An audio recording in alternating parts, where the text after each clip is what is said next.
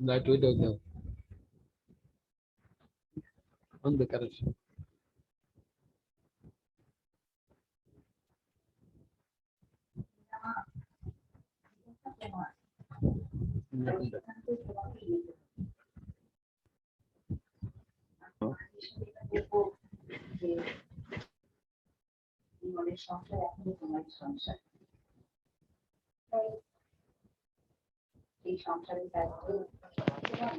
আসসালামু আলাইকুম স্যার। ওয়ালাইকুম আসসালাম।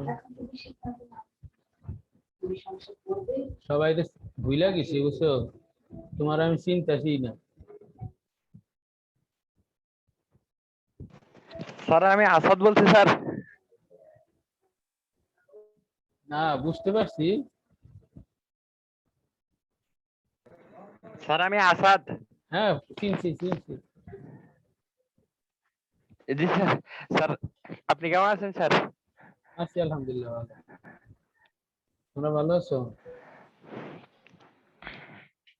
আচ্ছা আলহামদুলিল্লাহ স্যার।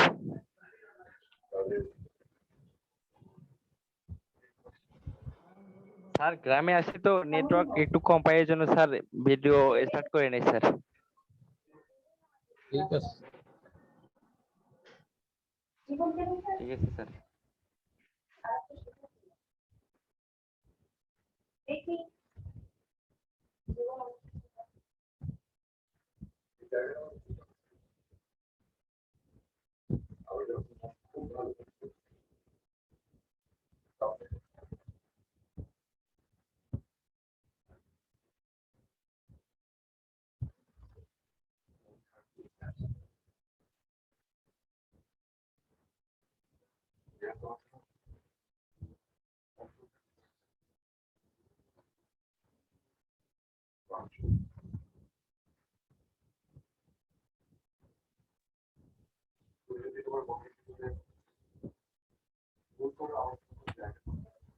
আসসালামু আলাইকুম স্যার। ওয়ালাইকুম আসসালাম।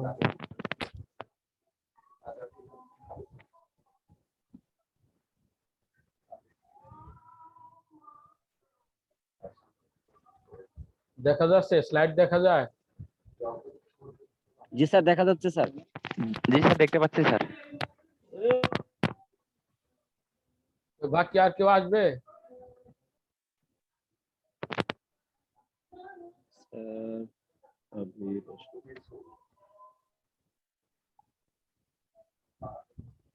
হ্যালো, আসসালামু আলাইকুম।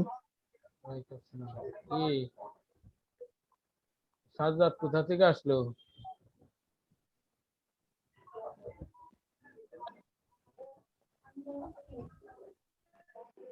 আর স্যার আছে তো স্যার বাড়িতে।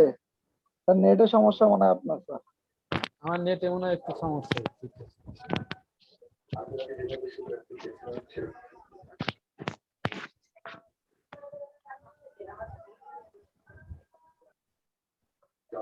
জি স্যার। ভালো স্যার কামরুল বলো মোবাইলে কি স্যার বলবা? চার্জ নাই স্যার, বুঝছেন, কারেন্ট নাই স্যার, বেশিক্ষণ থাকতে পারবো না স্যার। ওরে আল্লাহ। কারেন্ট নাই তো স্যার, বৃষ্টি হয়েছিল। আচ্ছা, শিক্ষামন্ত্রীর আসসালামু আলাইকুম স্যার। ওয়ালাইকুম আসসালাম। শিক্ষামন্ত্রীর দেশে কারেন্ট থাকে না কেমনি?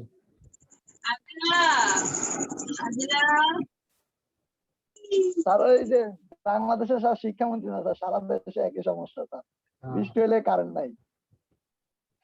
হ্যাঁ সেদিন আমাদের সারা রাইতে ছিল না। যে স্যার এই সমস্যা স্যার, মোবাইলে চার্জ আছে স্যার অল্প কিছু, চিন্তা করলাম একটু জয়েন করে যতক্ষণ থাকা যায়।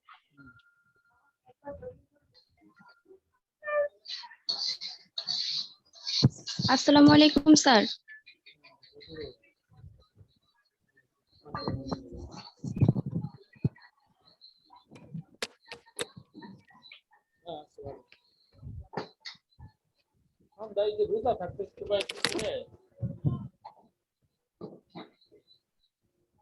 এই যে আগামীকাল আমার শেষ হবে।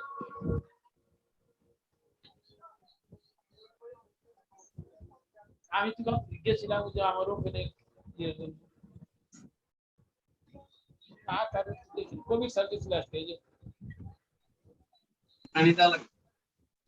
আমি আমি তো আর যাই নাই, আমি আর যাই না। কারণ আবার আবার হয়তো সাত সাত ঢালার সময় বলবে, তখন যাবো। ঠিক আছে।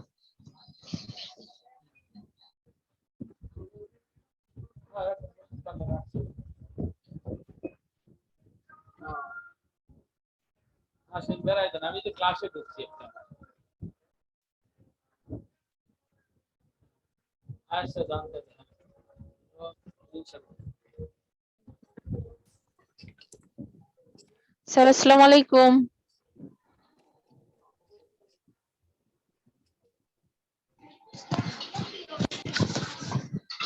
স্যার আসসালামু আলাইকুম। অনেকজনই তো চলে আসছে না? ওয়ালাইকুম আসসালাম। জি স্যার। আসসালামু আলাইকুম স্যার। ওয়ালাইকুম আসসালাম। আমরা আনুষ্ঠানিক ভাবে কেমন শুরু আছেন করছি। স্যার? স্যার আসসালামু আলাইকুম। ওয়ালাইকুম আসসালাম। স্যার আসসালামু আলাইকুম। ওয়ালাইকুম আসসালাম।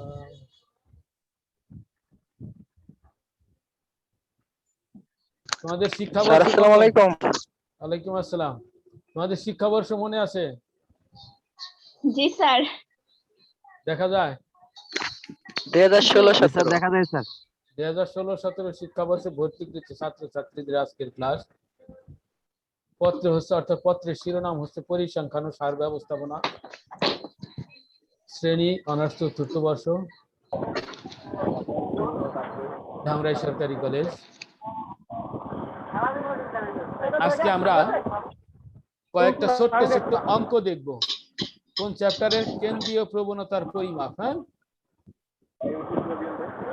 কেন্দ্রীয় প্রবণতার পরিমাপ। কেন্দ্রীয় প্রবণতার পরিমাপ হচ্ছে গড়, মধ্যমা ও প্রচুরক। গড়ের মধ্যে আবার 5 ধরনের শ্রেণী বিভাগ আছে, কিন্তু আমাদের শুধু গাণিতিক গড়টাই বেশি গুরুত্বপূর্ণ। অঙ্ক এখান থেকে আসবে। মিউট করো, মিউট করো।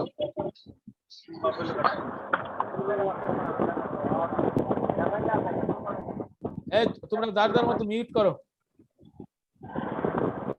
আজকের এই ক্লাসের পরে আমরা কি কি বুঝতে পারবো দেখো। গড়, মধ্যমা ও প্রচুরকের ধারণা ব্যাখ্যা করতে পারবো। গড়ের শ্রেণী বিভাগ করতে পারবো। গড়, মধ্যমা ও প্রচুরকের ধারণা গাণিতিক ব্যাখ্যা করতে পারবো। গড়, মধ্যমা ও প্রচুরক সংক্রান্ত গাণিতিক সমস্যা সমাধান করতে পারবো। দেখো এখানে অনেক ধরনের বীজের ছবি দেওয়া আছে। তো আমাদের যেহেতু পরিসংখ্যান, বিভিন্ন ধরনের বিভিন্ন জাতের মধ্যে সম্পর্ক প্রতিষ্ঠা করা হইতে পারে, বিভিন্ন মানুষের মধ্যে, বিভিন্ন ফসলের মধ্যে। হ্যাঁ, এই জন্য আমি এই ছবিটা তোমাদের দেখাইছি যে এখানে পরিসংখ্যানের অনেক কিছু চাইলে খোঁজা সম্ভব। আমরা গড়, হ্যাঁ, এই গড় জিনিসটা আমরা মূলত সংক্ষিপ্ত পদ্ধতিতে গড় করব, ঠিক আছে? সংক্ষিপ্ত পদ্ধতিতে গড় নির্ণয় আমরা করব। তো সংক্ষিপ্ত পদ্ধতি কি?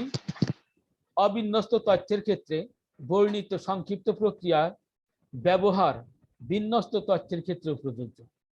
অর্থাৎ অবিন্যস্ত ক্ষেত্রে যেরকম হবে, বিন্যস্ত তথ্যের ক্ষেত্রেও একই রকমই হবে।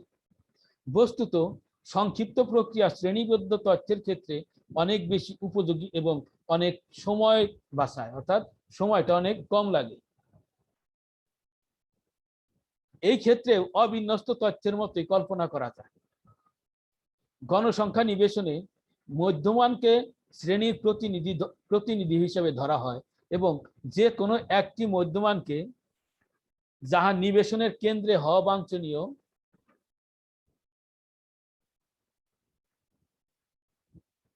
এরকম কল্পিত গড় ধরা হয়, অর্থাৎ অনুমিত গড় ধরা হয়। এই কল্পিত গড় হইতে মধ্যমাগুলির বিচ্যুতি নির্ণয় করা হয় এবং প্রতিটি বিচ্যুতিকে শ্রেণীব্যাপ্তির আয়তন দ্বারা ভাগ করা হয়। যেমন x minus A divided by c গড়, হ্যাঁ বিচ্যুতি যেটা গড়, সরি বিচ্যুতি x minus A divided by C.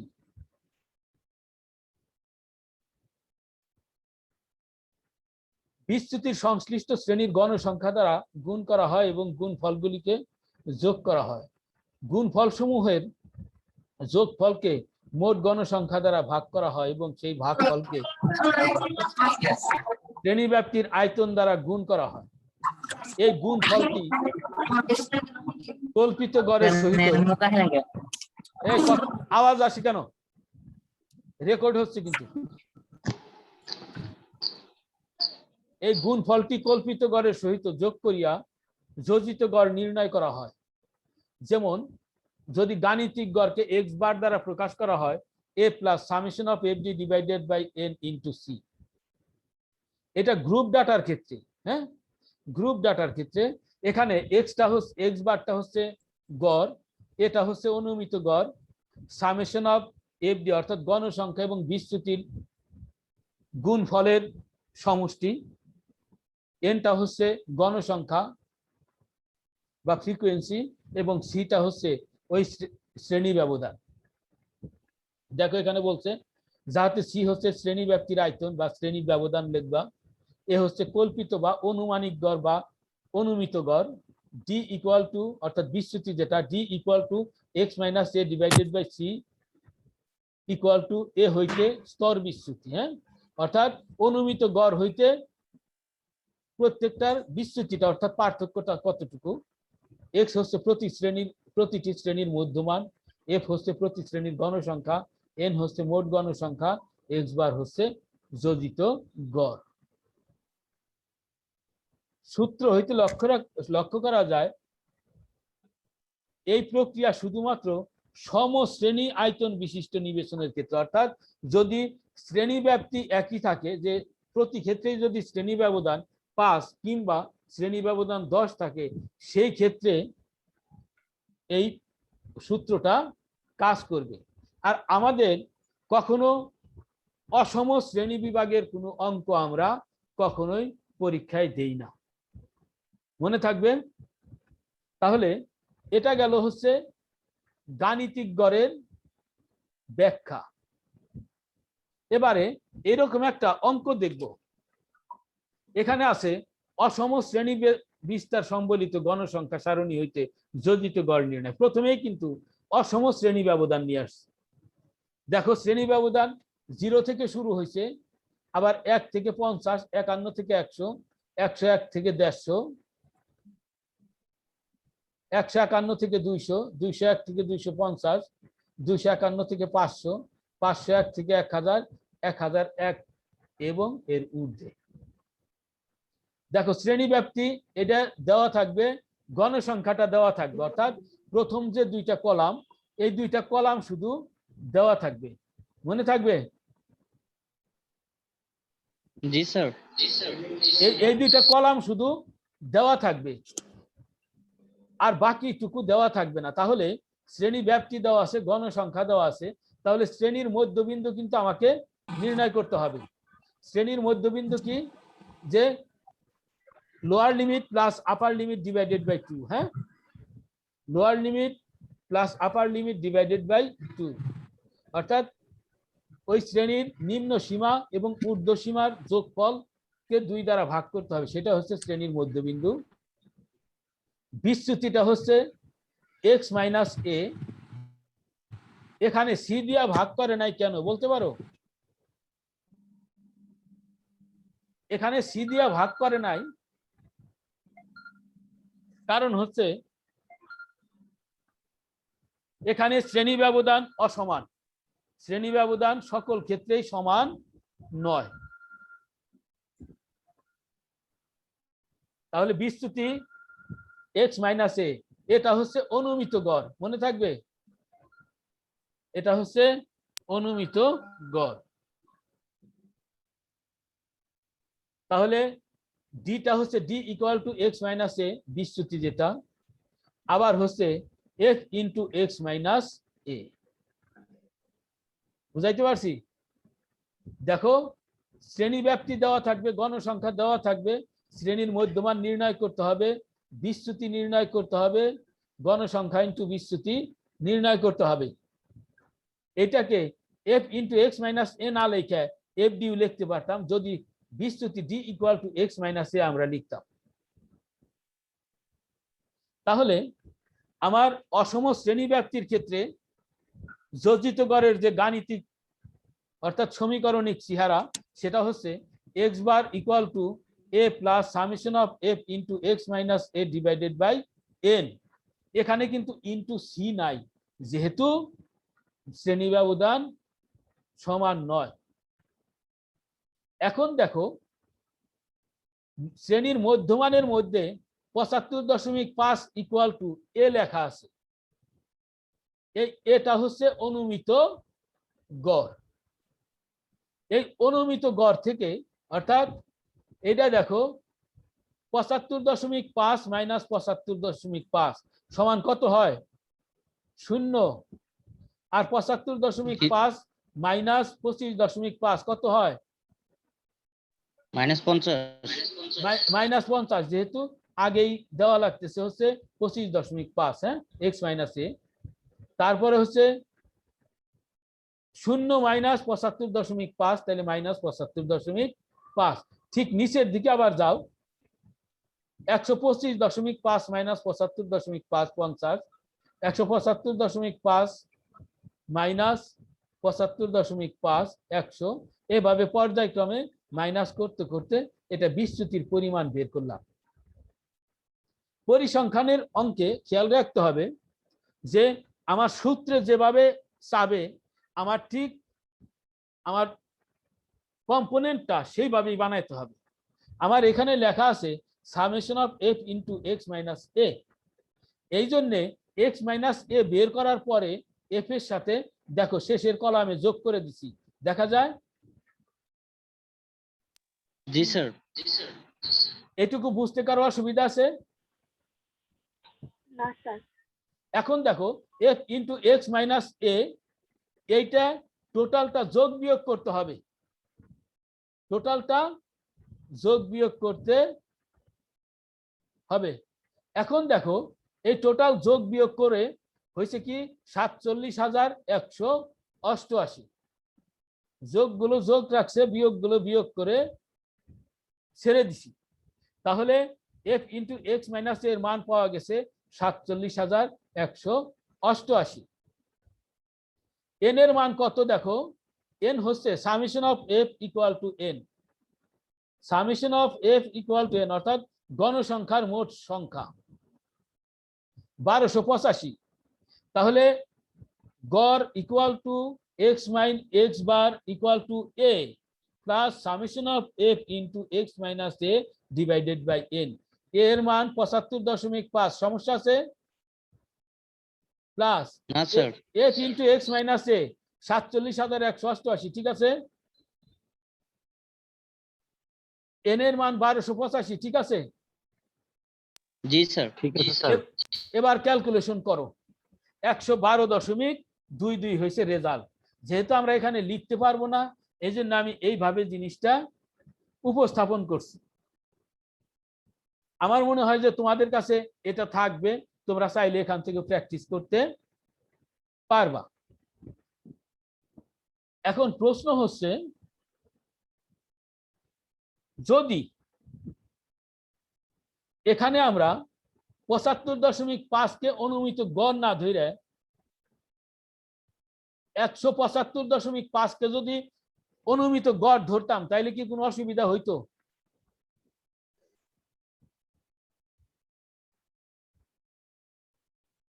কেউ রেসপন্স করো। ৭৫.৫ কে আমরা অনুমিত গড় ধরছি,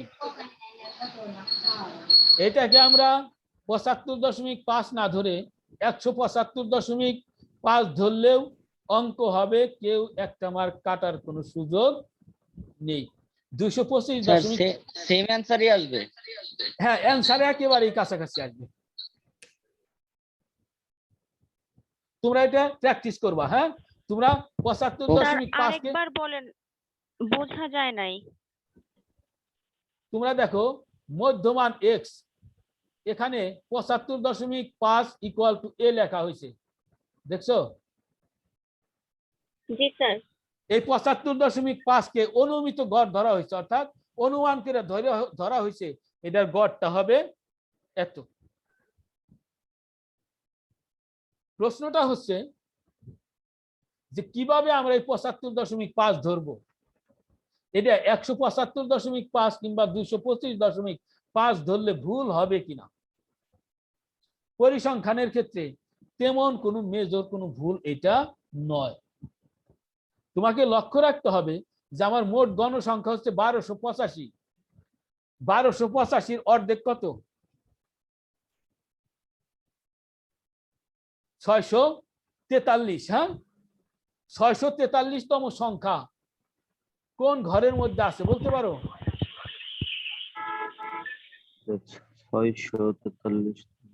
643তম সংখ্যা হচ্ছে এই যে 51 থেকে 100 শ্রেণীতে, অর্থাৎ এই 75.5 মধ্যে আছে। বুঝাইতে পারছি আমি? যে কারণে 75.5 কে আমরা অনুমিত গড় ধরে নিয়েছি, যেহেতু শ্রেণীর মধ্য অর্থাৎ গণসংখ্যার মধ্যবিন্দুটা আমার এই শ্রেণীর মধ্যেই নিহিত আছে। এখন কি আমি বুঝাইতে পারছি? জি জি স্যার। স্যার। তাহলে যদি এই ধরনের অঙ্ক আমাদের সামনে আরো আসে তাহলে আমরা পারবো কিনা? ইনশাআল্লাহ স্যার। স্যার চেষ্টা করব ইনশাআল্লাহ। চেষ্টা করবা এটাকে, হ্যাঁ, ভিন্নভাবে নিজেরা এটা বানাবা, বানায় আমাকে কইরা দেখাবা। জি স্যার। তাহলে আমরা কি পরেরটাই যাব? Okay sir. জি স্যার। জি স্যার। দেখো পরের আর একটা অঙ্ক আসছে, এখানে বয়স দেওয়া আছে। এখানে বলো তো বয়স কত দেওয়া আছে? 5 থেকে ড্যাশ, মানে 5 থেকে কত হবে?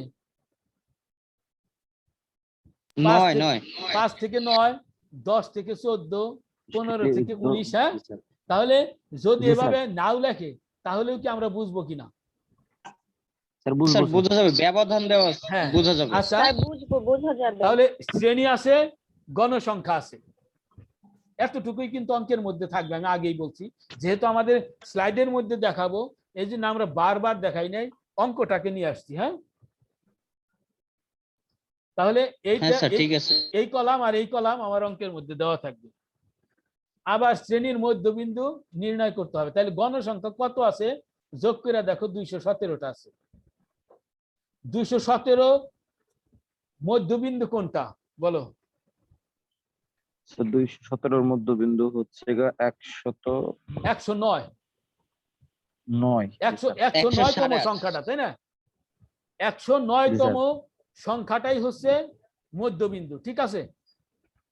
তাহলে 109তম সংখ্যা কোনটার মধ্যে আছে দেখো তো?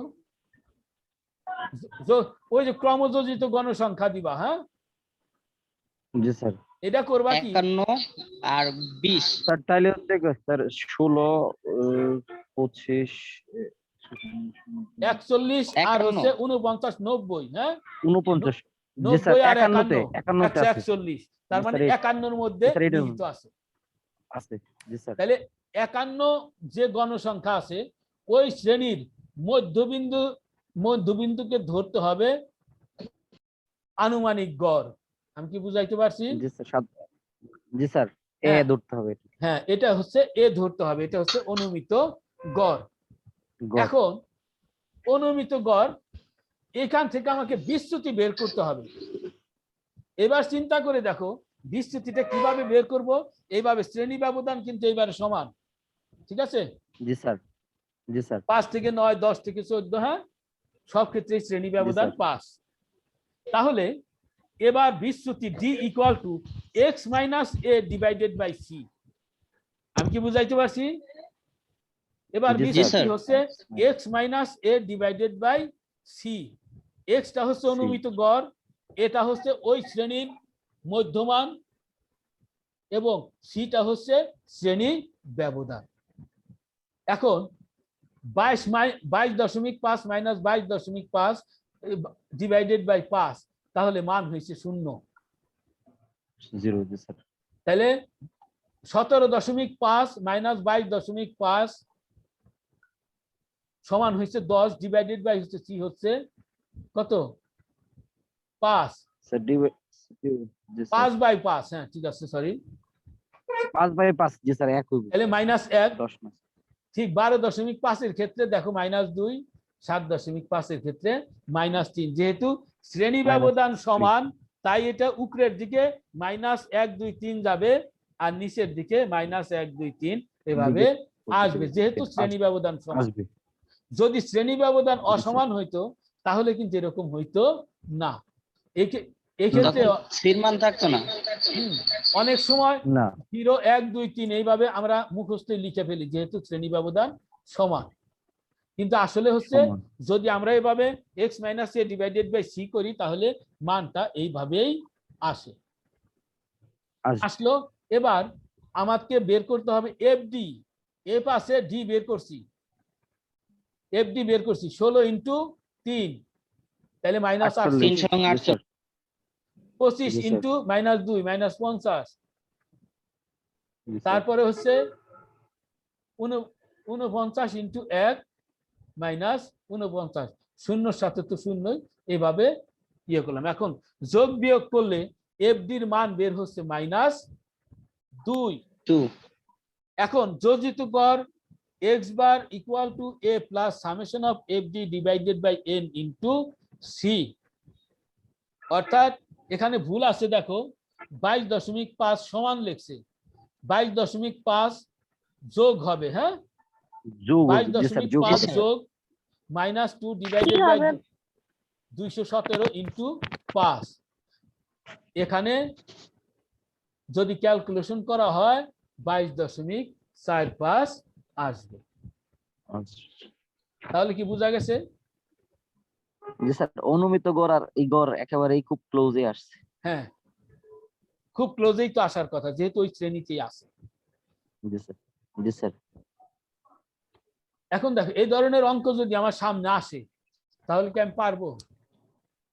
হ্যাঁ জি স্যার। স্যার ইনশাআল্লাহ পারবো। পরে আগাই, হ্যাঁ জি স্যার। এবার দেখো আর একটা অঙ্ক আছে, শ্রেণীবদ্ধ উপাত্ত হইতে যোজিত গড় নির্ণয়ের সংক্ষিপ্ত পদ্ধতি। একবার সেম, আমার মনে হয় না যে এই জিনিসটা তোমাদের আর বুঝানোর আমার দরকার আছে। না স্যার জি পারবো স্যার, এটা। স্যার এটা পারবো স্যার। একবার আমার মনে হয় গণসংখ্যা দেওয়া আছে। যে করে নাই সেও এটা দেখলে পারার কথা। 151 এর অর্ধেক হচ্ছে গা স্যার হচ্ছে গা 76 76 আছে কোথায় 10 17 27 30 67 স্যার 51 44.5 হবে স্যার অনুমিত গড়। হ্যাঁ অনুমিত গড়। জি স্যার পারবো স্যার। এইভাবে আমি যেটা মনে করি যে খণ্ড খণ্ড অংশে অঙ্ক করা উত্তম। যেমন আজকে যদি আমরা গাণিতিক গড় দেখি, সামনে যে কোনো অঙ্ক দেখলেই এরকম ডাটা দেওয়া থাকে, শ্রেণী দেওয়া থাকে, গণসংখ্যা দেওয়া থাকে, তো সেরকম একটা যে সেইখান থেকে আমরা এ ধরনের গাণিতিক গড় বের করতে পারবো। আমি কি বুঝাইতে পারছি? হ্যাঁ স্যার। তবে জি স্যার বের করতে পারবো স্যার। দেখো গাণিতিক গড় নির্ণয় করতে পারবো স্যার। এইখানে আমি যদি বই লিখতাম, আমি বই লিখলে এই যে এফডি আছে না, এফডির জি পাশে স্যার। আমি কিউমুলেটিভ ফ্রিকোয়েন্সি নামে একটা কলাম করতাম, ক্রমযোজিত গণসংখ্যা। কেন ক্রমযোজিত গণসংখ্যা করব? ক্রমযোজিত গণসংখ্যা করলে কোন শ্রেণীতে আমার গণসংখ্যার মধ্যবিন্দুটা আছে তাহলে সহজেই আমরা বের করতে পারতাম। জি স্যার মধ্য জি স্যার সহজে বের জি করে স্যার দিত। সহজ হইতো স্যার। বুঝাইতে পারছি? অনুমিত গড়টা সহজে জি তাহলে স্যার। হয়তো কি প্রথমে হয়তো 10, তারপরে হয়তো 27, তারপরে হয়তো 57, হ্যাঁ তারপরে হয়তো 108, জি স্যার। তারপরে হয়তো 137, তারপরে হচ্ছে 146 আর তার লাস্টেরটা হচ্ছে 151। এখানে x - a divided by c এই বিস্তৃতি মান আর কোনো অসুবিধা আছে? জি না স্যার। তাহলে আগাই সামনে। জি স্যার। Okay sir. এবারে আসি মধ্যমা। সারিবদ্ধ তথ্যসমূহকে মানের উচ্চক্রমে বা নিম্নক্রমে অর্থাৎ ঊর্ধ্বক্রমে বা অধক্রমে সাজানোর পর কেন্দ্রে অবস্থিত যে সংখ্যামানটি তথ্যসমূহকে সমান 2 ভাগে ভাগ করে উহাকে মধ্যমা বলে। একবার সিম্পল কথা, তাই না? তথ্য সারিকে যদি জি স্যার। মানের ক্রমানুসারে সাজানো যায়, একটা ঊর্ধ্বক্রম হইতে পারে, ঊর্ধ্বক্রম হইতে পারে, অধক্রম হতে হতে পারে। তাহলে মাঝখানের যে মানটা তথ্য সারিকে 2টা ভাগে ভাগ করবে তাকে বলা হয় মধ্যমা। আমার ক্লাসের মেয়াদ আছে সর্বোচ্চ 9 মিনিট, আমাদের এই থিওরিটা পড়েই বোধহয় আমাদের শেষ করতে হবে। মধ্যমা ওকে স্যার, নো প্রবলেম। মধ্যমা তথ্য সারিকে সমান 2 ভাগে ভাগ করে। একদিকে থাকে মধ্যমা হইতে কম মানের সব সংখ্যা এবং অন্য দিকে থাকে মধ্যমা হইতে বৃহত্তর মানের সমস্ত সংখ্যা। মধ্যমা মধ্যক মানের একটি অবস্থান ভিত্তিক পরিমাণ। উদাহরণ হিসেবে বলা যায় 3, 5, 8, 8, 6, 9, 12 এটা কয়েকটা বিচ্ছিন্ন সংখ্যা দেওয়া আছে। যদি এটাকে মানের ঊর্ধ্বক্রম অনুসারে আমরা সাজাই তাহলে এরকম হয় 3, 5, 6, 8, 8, 9, 12। এখন দেখো সংখ্যা আছে কয়টা, 1, 2, 3, 4, 5, 6, 7টা। 7টা সংখ্যা হলে চতুর্থ সংখ্যাটা কিন্তু তথ্য সারিকে 2 ভাগে বিভক্ত করছি, ঊর্ধ্ব আর হচ্ছে নিম্ন। বুঝাইতে পারছি? জি স্যার। এই তথ্যসমূহের মধ্যে আমরা দেখতে পাই মধ্যম সংখ্যা হলো 8 এবং এই সংখ্যাই এই সারির মধ্যমা। এক্ষেত্রে আমরা বিজোড় সংখ্যক তথ্য নিয়েছি। যদি জোড় সংখ্যক তথ্য হইতো সেক্ষেত্রে আমাদের কি হইতো সেটাও বলা আছে। ইহার ফলে মধ্যমা যথাযথভাবে কেন্দ্রে অবস্থিত এবং সারিটি কি সমান 2 ভাগে, মাঝখানে 2টা নিলেই হবে। মাঝখানে 2টা যোগ করে অর্ধেক করতে হবে। কিন্তু 2 দ্বারা ভাগ। তথ্য যদি জোড় সংখ্যক মান থাকে তাহলে সারির ঠিক কেন্দ্রে কোনো সংখ্যা থাকিবে না। সেই ক্ষেত্রে উহা নির্ণয়ের পদ্ধতি নিম্নরূপ। এটা নিচে পড়ে গেছে আর কি। যদি ওই লেখছে জোড় সংখ্যা বিশিষ্ট তথ্য সারিতে, তাহলে প্রতীকের মাধ্যমে বিজোড় সংখ্যা বিশিষ্ট তথ্য সারির মধ্যমার সংজ্ঞা হইল n+1 ডিভাইডেড বাই 2 তম সংখ্যামান, যেখানে n হইল তথ্য সারির সংখ্যা। আর জোড় সংখ্যা বিশিষ্ট তথ্য সারিতে মধ্যমার সংজ্ঞা হইল n+2 তম এবং n+2+1 তম তথ্যের গড়, অর্থাৎ মাঝখানের 2টা তথ্যের গড়টাই হচ্ছে মধ্যমা। মধ্যমা। যেখানে n হইল তথ্য সারির সংখ্যা। এটা গেল হচ্ছে অবিন্যস্ত তথ্য, যে কতগুলো সংখ্যা দেওয়া আছে। যদি শ্রেণী ব্যাপ্তি সমৃদ্ধ কোনো তথ্য আসে সেক্ষেত্রে আমরা মধ্যমা কিভাবে নির্ণয় করব, সেটা হচ্ছে বিন্যস্ত উপাত্ত। অর্থাৎ যেটা শ্রেণী দেওয়া থাকবে সেটা হচ্ছে বিন্যস্ত উপাত্ত, আর যেটা শ্রেণী দেওয়া থাকবে না সেটা হচ্ছে অবিন্যস্ত উপাত্ত। এই বিন্যস্ত উপাত্ত বা শ্রেণীবদ্ধ উপাত্তের ক্ষেত্রে প্রক্রিয়াকরণের মাধ্যমে কিছু মূল তথ্য নষ্ট হয়ে যেতে পারে এবং এর ফলে বিন্যস্ত উপাত্তের সাহায্য ছাড়া সঠিকভাবে মধ্যমা নির্ণয় করা সম্ভবপর হয় না। তবে কতগুলো কল্পনার উপর ভিত্তি করে বিন্যস্ত উপাত্ত হইতে মধ্যমা নির্ণয় করা সম্ভব। সংখ্যাগুলি যোজনের মাধ্যমে কোন শ্রেণীতে মধ্যমা অবস্থিত তাহা নির্ণয় করা হয়।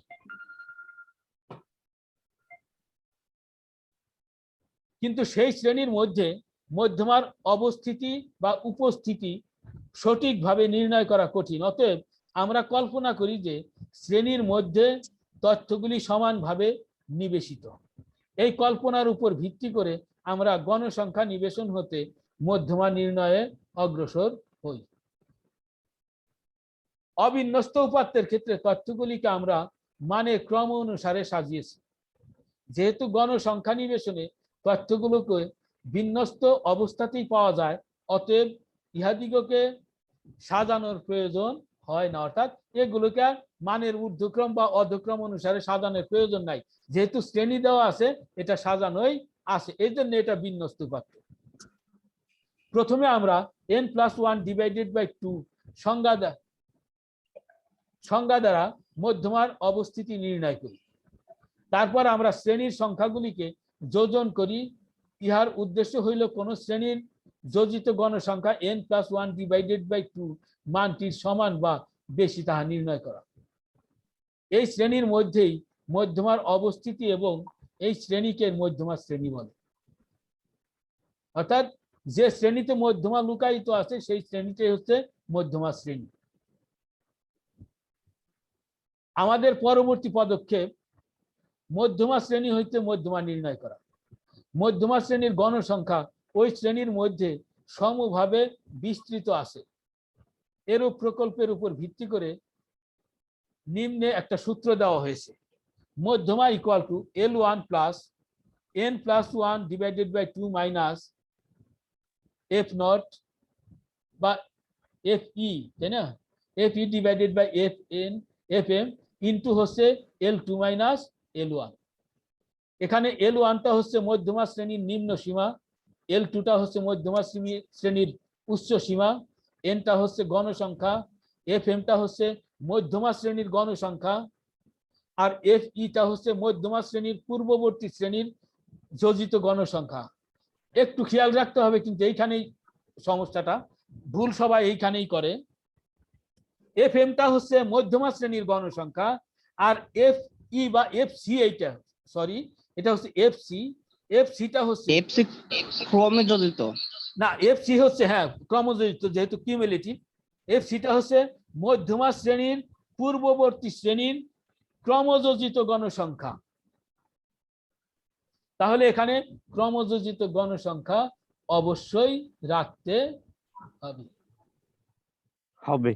ঠিক আছে, এই পর্যন্ত আমাদের আজকে থাকবে যে আমরা গড় ব্যাখ্যা করতে পারলাম, আমরা গড়ের 3টা ছোট্ট ছোট্ট অঙ্ক দেখলাম এবং মধ্যমার তত্ত্বটা পড়লাম। এইটুকু যদি তোমরা পড়ো তাহলে তোমাদের সপ্তাহে যদি আমরা একটা করে ক্লাস নেই তাহলে আমাদের অঙ্ক শেষ করতে আমাদের এই 4 সপ্তাহের মধ্যেই শেষ হয়ে যাবে। কিন্তু আমরা সেটা করব না, আমরা সপ্তাহে 2টা করে ক্লাস নেব তোমাদের। জি স্যার, ভালো হবে। ঠিক আছে, সপ্তাহে 2টা করে ক্লাস নিব। আজকে কি বার গেল? আজকে বুধবার। আজকে বুধবার, শনিবার তোমাদের আর একটা ক্লাস নিব ইনশাআল্লাহ। হ্যাঁ, শনিবার বা রবিবার, আমি সেটা আমি রাত্রেই নিব ক্লাস। স্যার এই 8:30 বা 8টার পরে দিলে ক্লাস করা যাবে। আমরা 8:30টায় দিব ক্লাস। এই টাইমের দিকে নিলে অনেকেই উপস্থিত থাকতে আমরা পারবে। 8:30টায় দিব, এই 8:30টায় তোমাদের জন্য ঠিক থাকবে। Okay sir, thank you. তাহলে তোমাদের আজকের মতো ক্লাস এখানেই শেষ। ইনশাআল্লাহ শনিবার বা রবিবার যে কোনো একটা বারে তোমাদের সাথে আমার দেখা হবে। ওকে, সকলে ভালো থাকো। আসসালামু আলাইকুম স্যার। আসসালামু আলাইকুম স্যার। আল্লাহ হাফেজ স্যার। আসসালামু আলাইকুম।